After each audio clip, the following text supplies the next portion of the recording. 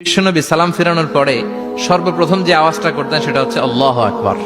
এরপর 3 বার পড়তেন আস্তাগফিরুল্লাহ আস্তাগফিরুল্লাহ আস্তাগফিরুল্লাহ। এরপর আয়াতুল কুরসি একবার। কয়বার? মান ক্বারা আয়াতুল কুরসি দুবুরা কুল্লি সালাতিন মাকতুবা লাম ইয়ামনাহু মিন দুখুলিল জান্নাতি ইল্লাল মাউত। প্রত্যেক ফরজ সালাতের পরে যে একবার আয়াতুল কুরসি পড়ে তার জান্নাতে ঢোকার ক্ষেত্রে আর কোনো বাধা থাকে না, একটা জিনিস ছাড়া, সেটা হচ্ছে মরণ। লোকটা মরে না, তাই জান্নাতে যায় না, মরলেই জান্নাতি। আল্লাহু আকবার।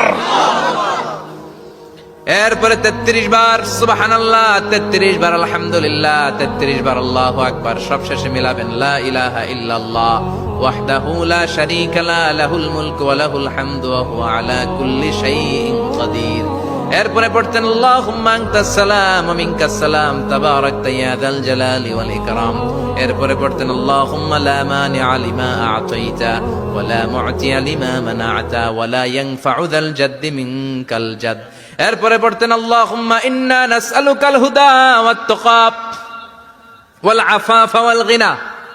এরপরে পড়তেন আল্লাহুম্মা আ'ইন্না আলা যিকরিকা ওয়া শুকরিকা ওয়া হুসনি ইবাদাতিক। সুবহানাল্লাহ পড়েন।